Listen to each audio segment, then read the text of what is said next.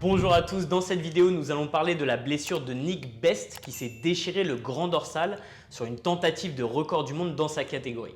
Regardons ça de plus près.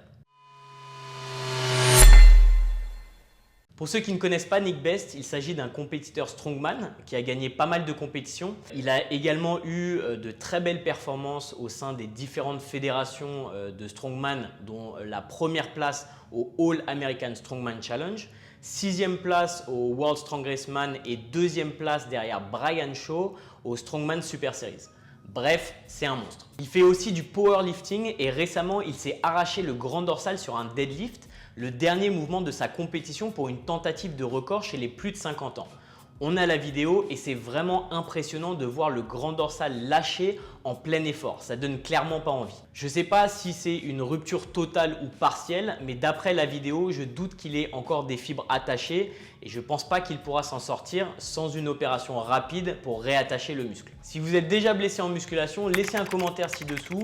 Dites-moi ce qui vous est arrivé et démontez-moi ce pouce bleu par la même occasion, ça mange pas de pain. Alors, parlons rapidement du grand dorsal et pourquoi c'est un muscle hyper important via ses fonctions et ses actions.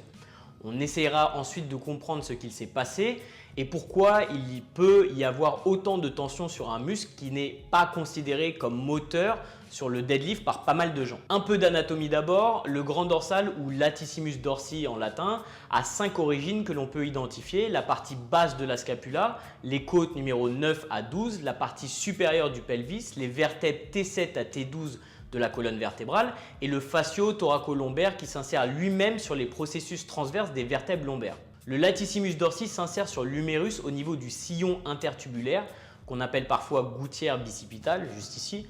Et ce qui est intéressant, c'est que le tendon s'aplatit et vrille sur lui-même lorsque l'humérus est abaissé contre le corps. Et il n'est donc pas vrillé lorsque l'humérus est en position haute. Et ça, c'est un détail important sur lequel on reviendra plus tard. C'est-à-dire que quand vous levez le bras, vous dévrillez le muscle. Les fonctions du grand dorsal sont la stabilisation du tronc, en particulier pendant la rotation.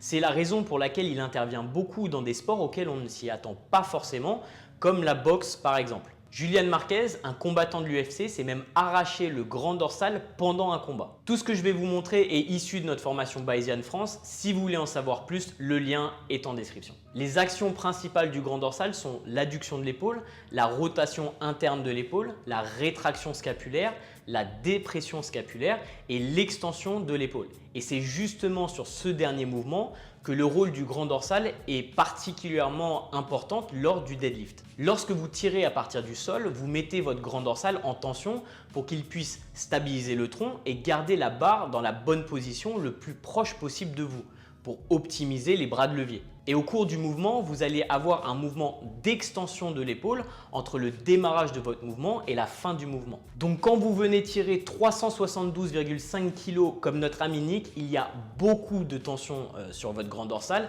tellement qu'il se l'est arraché. Et c'est justement une blessure qu'on voit un peu plus dernièrement chez les powerlifters et c'est la raison pour laquelle je voulais en parler aujourd'hui. On sait a priori tous qu'on peut s'arracher le pec sur un développé couché. La vidéo de Ryan Crawley a tourné en boucle et les bancs pour l'incliner sont maintenant disponibles pour bencher tranquille. Mais avec des charges lourdes, on peut aussi se faire mal au grand dorsal. Kevin Hawke s'est aussi arraché le grand dorsal avec un deadlift à 365 kg. Lawrence Shiley à 446 kg et Mark Boyd à 240 kg, toujours au deadlift. Ceci dit, si a priori vous ne tirez pas plus de 360 kg ou que vous vous entraînez pas avec Larry Wheels, vous avez moins de chances de vous blesser. Plus sérieusement, on ne peut pas prédire une blessure. Il y a beaucoup de facteurs à prendre en considération. Le programme, la programmation d'entraînement, la récupération, les pathologies existantes, la technique, etc. Mais essayons d'analyser la blessure et voir ce qui s'est potentiellement passé. Je vous en ai parlé un peu plus tôt, mais l'insertion du grand dorsal est très intéressante. Un peu comme le pectoralis major, le muscle vrille avant de s'insérer et il s'enroule autour du muscle grand rond qui a des actions similaires au grand dorsal. Du coup, quand vous levez le bras, il n'est pas vrillé et quand vous l'avez contre vous le long du corps, il est vrillé. De plus, je vous ai dit qu'il est rotateur interne. Donc quand vous êtes en supination, vous étirez le grand dorsal d'une certaine manière. Et c'est ça qui est intéressant parce que sur toutes les vidéos de deadlift où il y a un arrachement du grand dorsal, c'est toujours du côté de la main en supination. Je pense que cette position met potentiellement plus de tension sur la partie haute des fibres qui s'insèrent sur le l'humérus.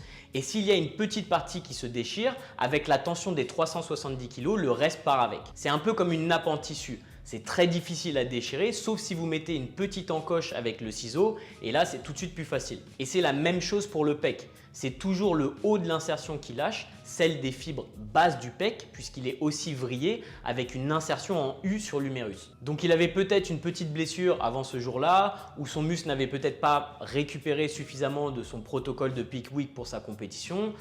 Je ne pense pas qu'il devait perdre du poids pour être en moins de 140 kg, mais c'est possible.